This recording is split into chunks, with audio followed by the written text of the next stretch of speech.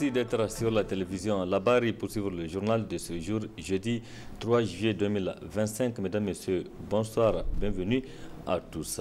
Ravi de vous retrouver. Nous débutons ce journal avec cette sortie médiatique hier, mercredi 2 juillet 2025, de l'Association des jeunes avocats du Niger, AJANA. Dans cette déclaration, les jeunes avocats du Niger ont parlé sur notamment la loi sur la cybercriminalité qui juge insuffisante. Précision avec Ismaël Moun et Sadoumi. Sentinelles du droit et des libertés, les avocats réunis au sein de l'Association des jeunes avocats, AJAN, s'insurgent contre la loi sur la cybercriminalité, notamment l'instauration des lourdes peines d'emprisonnement sans possibilité pour les juges d'accorder des circonstances atténuantes placées sous le verrou pour une infraction commise au moyen de nouvelles technologies de l'information et de la communication est une entrave à la liberté d'opinion et d'expression, comme en atteste l'AJAN. Dans la volonté de restreindre la liberté d'expression et de réduire au silence toute opinion critique à la refondation, le CNSP a décidé de modifier la loi sur la cybercriminalité en restaurant des peines d'emprisonnement. Ainsi, les articles 29, 30 et 31 de l'ordonnance 2024-28 du 7 juin 2024, modifiant la loi 2019-33 du 3 juillet 2019 portant répression de la cybercriminalité, instaure désormais des lourdes peines d'emprisonnement sans possibilité pour les juges d'accorder des circonstances atténuantes. Quel recul! À titre illustratif, la diffamation et l'injure sont incriminées des peines de 1 à 3 ans d'emprisonnement sans possibilité au juge de faire application de la circonstance atténuante. La diffusion de données de nature à troubler l'ordre public est incriminée de la peine de 2 ans à 5 ans d'emprisonnement sans circonstance atténuante. Pire, l'infraction est constituée même si ces données diffusées sont avérées. Compte tenu de ce recul criard pour les libertés d'expression, de presse et d'opinion, consacré par les instruments juridiques internationaux que constitue la modification de cette loi sur la cybercriminalité, l'AJAN rappelle aux autorités que même en période d'exception, il est impératif que les droits humains soient davantage protégés dans la mesure où, pendant ces périodes transitoires, certaines institutions, si elles ne sont pas dissoutes, sont fragilisées par la concentration du pouvoir de l'État autour de quelques personnes. Les régimes d'exception doivent être les vecteurs de fondation de l'État de droit. Les préfacts de l'État de droit où doivent être aussi garanties les libertés individuelles et collectives comme prévu par l'ordonnance 2023-02 du 28 juillet 2023 portant organisation des pouvoirs publics pendant la période de transition dans laquelle le Conseil national pour la sauvegarde de la patrie réaffirme son attachement au principe de l'état de droit et de la démocratie pluraliste. Ainsi que l'article 34 de la Charte de la refondation qui dispose que toute personne a droit à la liberté de pensée, d'opinion, d'expression, de conscience, de religion et de culte. L'AJAN salue l'engagement et le courage des forces de défense et de sécurité engagées dans la sécurisation du Niger et présente ses condoléances aux familles des victimes des actes de terrorisme. Merci Ismaël Amomouni. Parlons de cette affaire des ayants droit de la chefferie du canton de Djantchandou, c'est dans la région de Dosso. Ces ayants droit ont rendu public une déclaration ce jeudi 3 juillet 2025. Dans celle-ci, ils ont parlé notamment de la succession de feu Wonkoy Abdou Hama Matou, chef de canton décédé le 13 mai 2023. Sa succession donc cause problème. Dans cette déclaration, ces ayants droit contestent la liste des candidatures, notamment de 7 personnes qui, selon les signataires de cette déclaration, ne sont pas membres de cette chefferie. N'est-ce pas, Asma Ousseidou? Des usurpateurs à la quête du trône d'Antchandou Fakara, c'est ce que dénoncent les descendants du tout premier chef de la localité. Cette personne qui n'a aucun lien avec la chefferie figure parmi la liste des candidats. Commission consultative régionale en charge d'examiner les dossiers de candidature sous la présidence du gouverneur de Tillabéri, le lieutenant-colonel Meina Boukar, représentant direct du ministre d'État, ministre de l'Intérieur, a déclaré éligibles seulement 2 candidatures. Ces candidatures sont celles de nos frères, M. Amadou Jibo, dit Dandakoy, M. Moumouni Jibo, les ayants droit légitimes descendant à lignée directe de Wonkoy Mazou. Très important, dans cette commission siègent 2 membres de la noble chefferie traditionnelle du Niger, détentrices et garantes, comme vous le savez, de nos valeurs traditionnelles. À notre grande surprise, le ministre de l'Intérieur publie l'arrêté numéro 000797 MI SP AT DAPJ DAC du 6 août 2024 qui désavoue sa propre commission pour intégrer sur la liste des candidatures autorisées à se présenter à l'élection du chef de canton de Dantchandou les 7 candidats pourtant récusés par la commission consultative régionale de Tillabéri, présidée encore une fois par le gouverneur de Tillabéri, qui est le représentant direct du ministre d'État, ministre de l'Intérieur. La question que nous nous posons à ce niveau, qu'est-ce qui a bien pu se passer au ministère de l'Intérieur pour que les candidatures rejetées à Tillabéri soient autorisées à se présenter? Dès la publication de l'arrêté du ministre de l'Intérieur, la famille Wonkoy Mazou a saisi la justice pour écarter définitivement les 7 prétendants de la chefferie du canton de Dantchandou. Malgré que l'affaire soit pendante devant les tribunaux, le collège électoral a été convoqué pour ce samedi 5 juillet.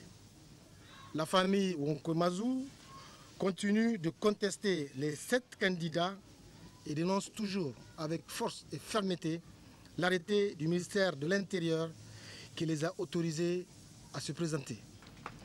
Jusqu'à ce moment où nous faisons cette déclaration, c'est-à-dire à 2 jours de l'élection, la famille Wonkoy Mazou ne désespère pas de voir le ministre d'État, ministre de l'Intérieur, revenir sur une décision dans la prise de laquelle nous sommes certains qu'il a été trompé.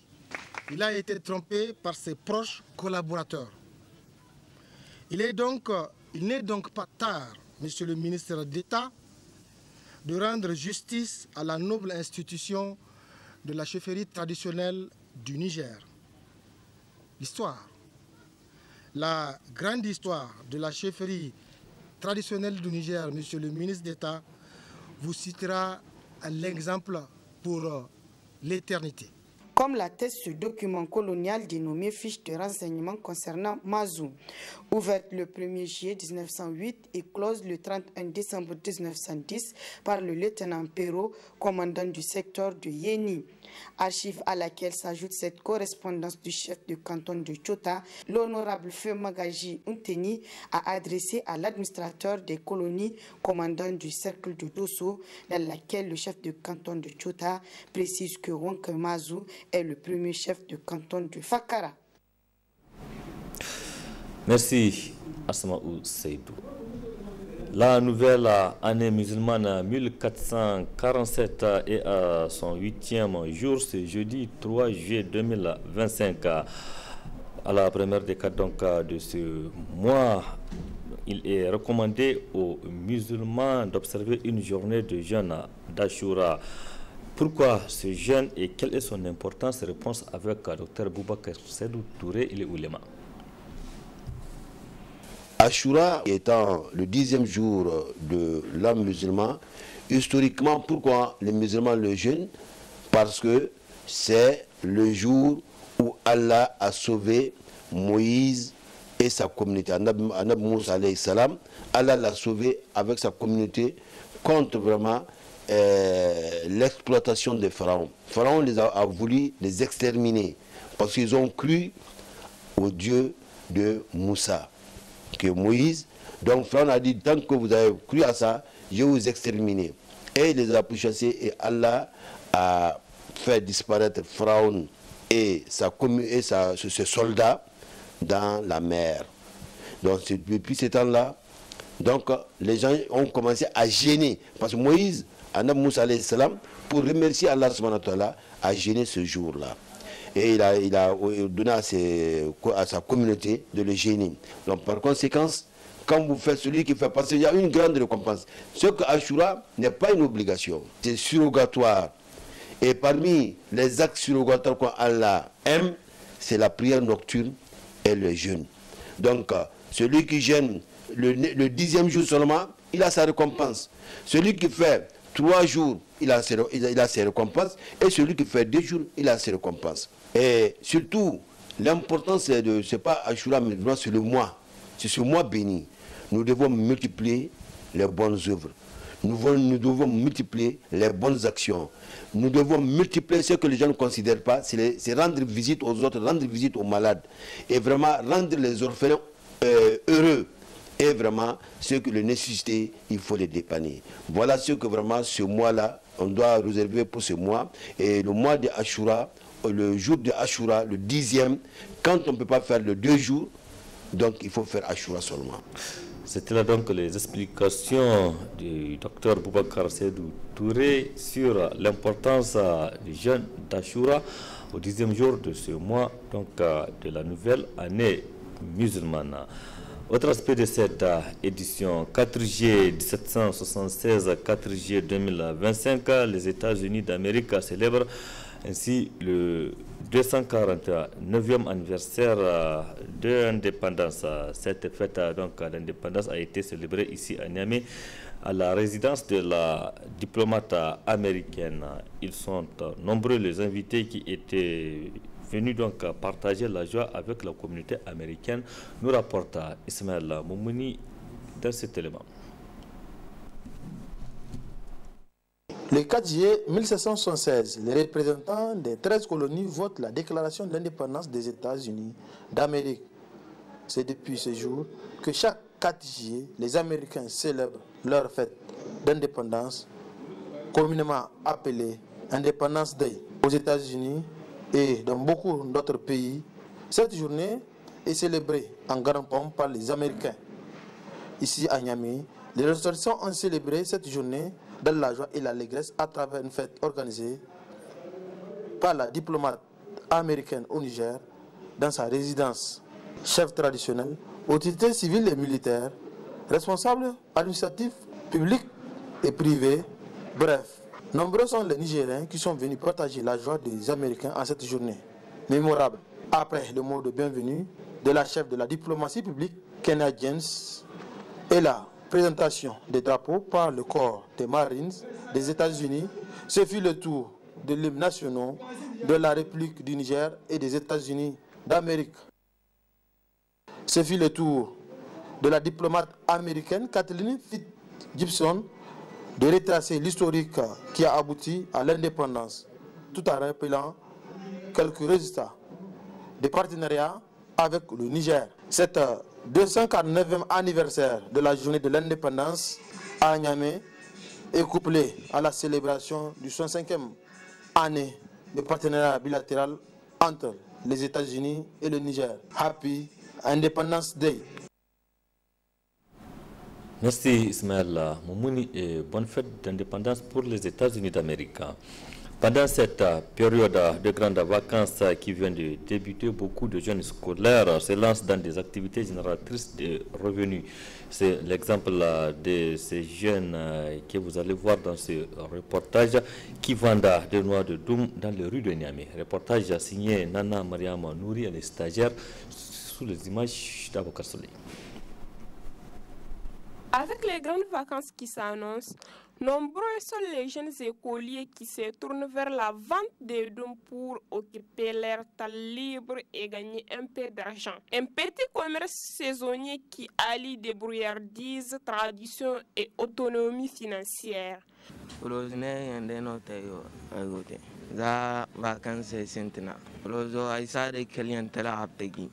Je pars au marché à de Ntala pour m'approvisionner.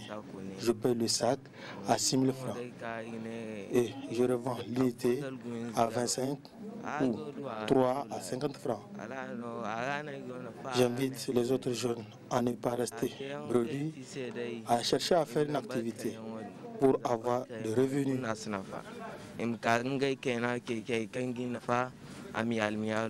Pour beaucoup de jeunes, la vente des dômes est une activité motivée à la fois par les besoins économiques et les désirs d'une indépendance.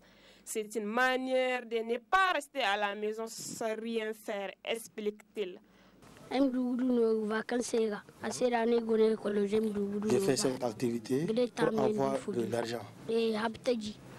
C'est au marché Haptegi que je pars acheter le noix d'eau.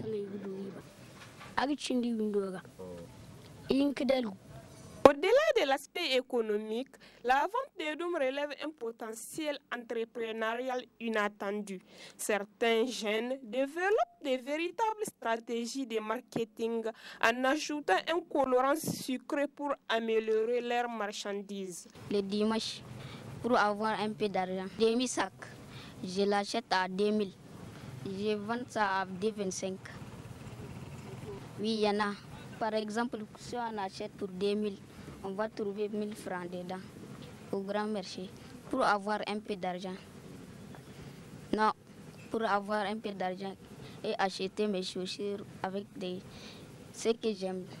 Ce n'est pas bien de rester à la maison. Je préfère faire ça pour gagner un peu d'argent et aider mes parents. Je les encourage pour venir vendre. C'est mes camarades. Alors que les fruits dorés du Doum continuent de rafraîchir les Niamey, il semble s'aimer aussi les graines d'une jeunesse plus entreprenante, consciente de ses moyens et de son avenir. Merci Nana Mariama et du courage à ces jeunes scolaires qui se battent donc pour survivre. Point final de cette édition, merci aussi à vous de l'avoir suivi. Restez en compagnie du programme de la télévision La Bari. Excellente nuit à toutes et à tous. Bonsoir.